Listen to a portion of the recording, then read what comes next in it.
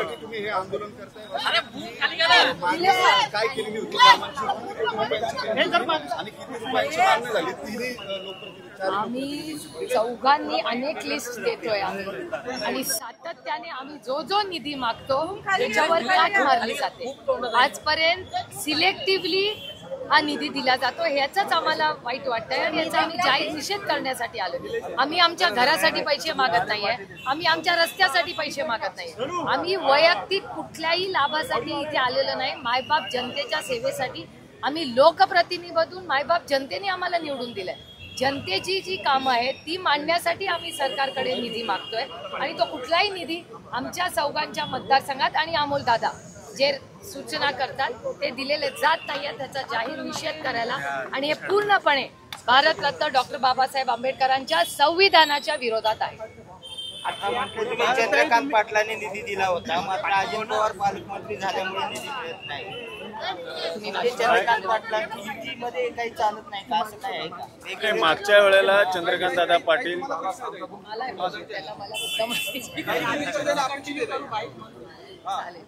नाही, आमचे अनेक अनुभव आहेत. एक काळ असा होता जेव्हा आमचं सरकार होतं त्यावेळीच विरोधक असला तरी काय झालं, त्याला निधी द्यायला जायचा. काँग्रेसचा नेहमीच असा विचारधारा आहे, काँग्रेस राष्ट्रवादी काँग्रेस आम्ही सगळे जेव्हा ते दिल बडा होना चाहिए, तुम्ही नेते आहात. त्याच्यामुळे आमचा प्रयत्न नेहमी काँग्रेस राष्ट्रवादीचं एकत्र सरकार असताच काँग्रेस पक्षाची नेहमीच भूमिका राहिलेली आहे की विरोधक असला तरी काय इलेक्शनमध्ये लढू, निवडून आल्यानंतर सगळे समान. तुम्हाला एक आठवण मी करून देते की जेव्हा आपलं काँग्रेसचं सरकार केंद्रात एकत्र आपलं सरकार होतं त्यावेळी आढळराव पाटील शिरूरचे खासदार होते आणि तेव्हा जिल्हा परिषदमध्ये एका हॉलचं ओपनिंग होतं. मला वाटतं आपण सगळेच होतो तेव्हा.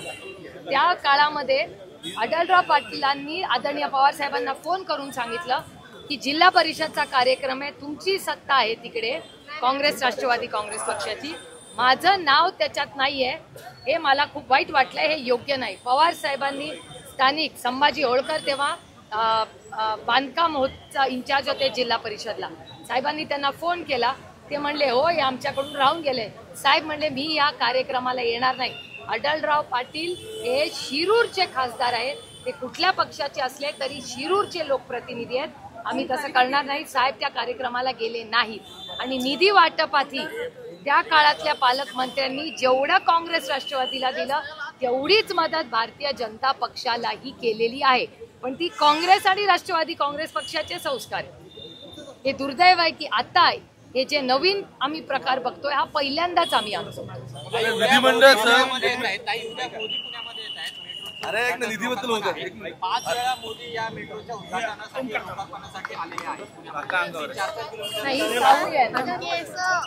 सहाव्यांदा येतं असं पेपर म्हणतो.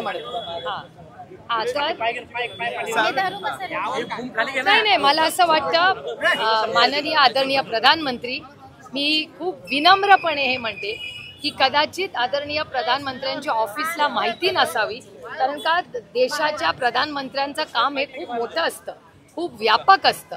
त्याच्यामुळे कदाचित त्यांच्या ऑफिसला सांगण्यात आलं नसावं की ह्याच मेट्रोसाठी आपण 6व्यांदा त्याच कार्यक्रमासाठी जातोय.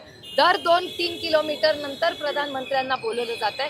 कदाचित त्यांच्या ऑफिसला सांगितलं गेलं नसावं, कारण का माझा विश्वास आहे की माननीय आदरणीय प्रधानमंत्र्यांना खूप कामाचा व्याप असतो आणि या देशात खूप मोठी आव्हानं आहेत.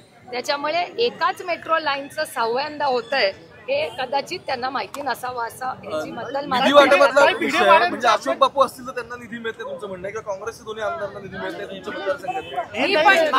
इंटरेस्टिंग गोष्ट अशी आहे की असं असताना सुद्धा जयंत पाटलांना मात्र पुरवणी मागण्या मान्य होतात, त्यांना निधी येतो डीपीडीसीचा, किंवा काँग्रेसमध्ये विजय वडेट्टीवार असतील, बाळासाहेब थोरात असतील, यांना मात्र निधीचा फ्लो सुरू आहे. मला नाही वाटत जयंत पाटलांना मिळतो का नाही मला माहिती नाही. आम्ही आमच्या मतदारसंघासाठी आज लढतो, कारण का ज्या लोकांनी एका विश्वासाच्या नात्याने आम्हाला मतदान केलं, आम्हाला संधी दिली, त्यांचा हक्क आहे, त्यांचा अधिकार आहे. मी कुणाच्या खिशातले पैसे मागत नाहीये. तुम्ही सगळे टॅक्स भरता, त्या टॅक्स मधून विकास होतो, त्या टॅक्सच्या पैशातून विकास होतो, तोच निधी विकासासाठी जातोय आणि तो त्या भागातल्या संपूर्ण जिल्ह्याचा अधिकार आहे. त्याच्यावर ही कुणाची स्वतःची मालमत्ता नाही हो.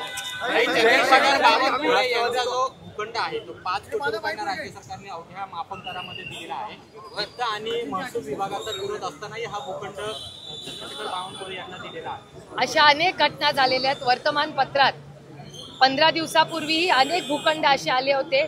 मुंबईलाही एक भूखंड देण्यात आलेला आहे, ज्याला फायनान्स मिनिस्ट्री, वित्त मंत्रालयाने सातत्याने त्याला विरोध केलेला आहे, पण तरी कॅबिनेट ते ओव्हर रूल करतं आणि याचा वाटप करतं, असं एकूण तुमच्या वर्तमानपत्रातल्या माहितीतून मला दिसतं. तुमच्या पक्षाची यात्रा जी आहे ती आज नगरमध्ये आहे, मात्र ती यात्रा कर्जत जामखेडमध्ये जाणार नाहीये. जयंत पाटील आणि अमोल कोल्हे हे जे मतदारसंघ शिवसेनेकडे आहेत तिथं जात आहेत, मात्र कर्जतमध्ये जात नाही. याचं कारण नेमकं काय? असं काही नाहीये. 2 फेजेस, नगर जिल्हा अतिशय मोठा आहे. 2 फेजेसमध्ये नगरमध्ये शिवस्वराज्य यात्रा जाणार आहे. कर्जत जामखेडचा 2nd फेजमध्ये आहे आणि पुढच्या आठवड्यात आदरणीय पवारसाहेब स्वतःच तिथे जाणार आहेत. त्याच्यामुळे प्रत्येक कार्यक्रम हा गॅपनी घेतला जातोय, कारण का सगळेच नेते एका वेळेस एकेकाच मतदारसंघात गेले तर आम्ही 1 लेअर 2 लेअर आणि 3 लेअर पद्धतीने प्रकार आदरणीय पवारसाहेबांचा दौरा, शिवस्वराज्य यात्रा, माझ्यासारखे बाकीचे सगळे आमचे कार्यकर्ते आणि आम्ही सहकारी कार्यकर्ते पदाधिकारी 3 लेवलला आमचा सगळा प्रचार चालू आहे.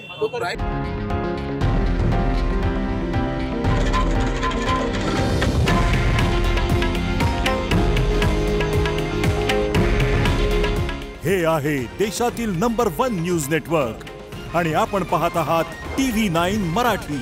काळजी तुमची, हित महाराष्ट्राचं.